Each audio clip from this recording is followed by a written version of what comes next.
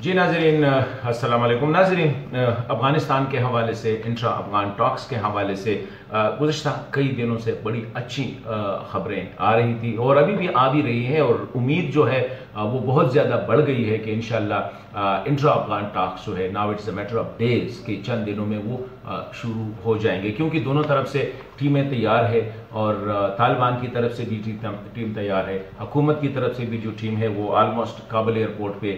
तैयार खड़ी है कि जो ही तालिबान की टीम मुकम्मल हो जाए, क्योंकि तालिबान का जो डेलीगेशन पाकिस्तान आया था उनमें से अक्सर जो है अभी तक यहाँ पे है या वो अपने घरों को चले गए हैं और वो वापस कतर नहीं गए हैं। उनका पाकिस्तान आना या इंटरनल उनके और तालिबान ने टीम में कुछ और एडिशन भी किए हैं। इसी तरह अफगानिस्तान में हुकूमत ने अपनी तरफ से सारी तैयारी मुकम्मल की है और वो जो 400 जो थे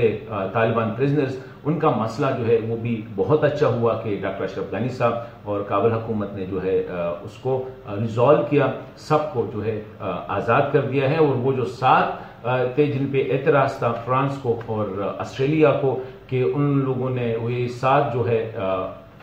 फ्रांसीवी और ऑस्ट्रेलियावी फोर्सेस को भी अटैक किया था। और ये भी अजीब बात है कि जब फ्रांस से फौज आई थी और ऑस्ट्रेलिया से फौज आई थी और वो तालिबान को कत्ल करें, जाहिर बात है आप जंग के लिए आए थे, तो जंग में तो ये चीज़ें होती रहती है, लेकिन फिर भी जो अफगान लुयाजर का जो फैसला था उसके मुताबिक सबको रिलीज किया गया है। और वो जो 7 वांटेड थे, बजाय इसके कि उनको अपने घरों को छोड़ दे, वो दोहा में तालिबान की जो डेलीगेशन है या टीम है उनके हवाले किया जाएगा और most probably they will stay in Doha. अभी सूरत हाल ये है कि हुकूमत की तरफ से पाकिस्तान और अमेरिका भी बड़ी तेजी के साथ इस पे बात जो है ना आगे बढ़ रही है। और आई होप कि जो खबरें आ रही है वो यही है कि जो ही पहली मुलाकात होगी तो उसमें पहला जो एजेंडा आइटम है वो है सीज फायर, अफगानिस्तान में जो है जंग बंदी के हवाले से। इसी तरह अफगानिस्तान में थोड़ा से मसाइल अभी भी है, स्पेशली काबुल में, क्योंकि अशरफ गनी साहब ने जो दूसरी कमेटी बनाई थी, एक कमेटी तो होगी जो 3 कमेटियां टेक्निकली होंगे। एक कमेटी टेक्निकल कमेटी है जो कि ऑलरेडी दोहा में इस वक्त बैठी हुई है अफगानिस्तान की तरफ से। दूसरी कमेटी जो नेगोशिएटिंग टीम होगा वो जाएगा और वो बातचीत करेंगे। तीसरा जो होगा द मोस्ट इंपॉर्टेंट 20-25 मेंबर्स का होगा, वो काबुल में होंगे। और ये जो नेगोशिएशन या बातचीत वाली जो कमेटी है ये वहां पे बातचीत करके परमिशन वगैरह या जो चीजें देनी है या जो लेनी है वो इस कमेटी के साथ वो डिस्कस करेंगे। तो उनमें से 2 अहम शख्सियत जो हामिद करज़ई साहब ने कहा है कि मैं अवेलेबल नहीं हूं उनके लिए, और इसी तरह हिकमत यार साहब ने भी उस कमेटी से में बैठने से इनकार कर दिया है। लेकिन ओवरऑल जो सिचुएशन बन रही है वो यही है कि जिस दिन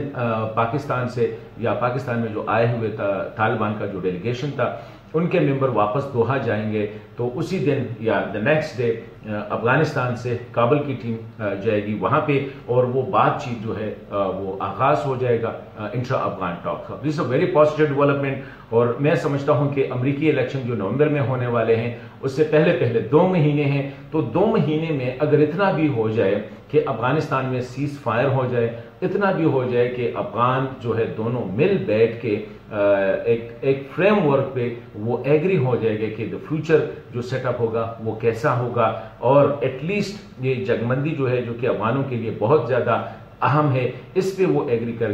जाए तो ये भी बहुत बड़ी बात होगी। और इसी हवाले से पाकिस्तान और अमेरिका दिन रात यही कोशिश कर रहे हैं। पाकिस्तान की भी यही कोशिश कि जितना हो सके अफगानिस्तान के साथ, कल भी वजीर खारजा शाह महमूद कुरैशी साहब और अफगानिस्तान के जो वजीर खारजा है हनीफ अतमर साहब के दरमियान बातचीत हुई थी। रोजाना की बुनियाद पे काबुल, इस्लामाबाद और दोहा जो है और वाशिंगटन ये इंटरेक्शन में है, they are in contact with each other. So we hope कि अभी जो सिचुएशन बन रही है वो यही है कि जिस दिन पाकिस्तान से तालिबान की डेलीगेशन दोहा पहुंचेगी, द नेक्स्ट डे काबुल में जो तैयार बैठे हैं नेगोशिएटिंग टीम जो है वो भी दोहा चली जाएगी and intra Afghan talks will begin. Now अभी इस वक्त जो है कोई ऐसी बात नहीं है कि अफगानी मुज़ाकरात जो है वो शुरू ना हो सके।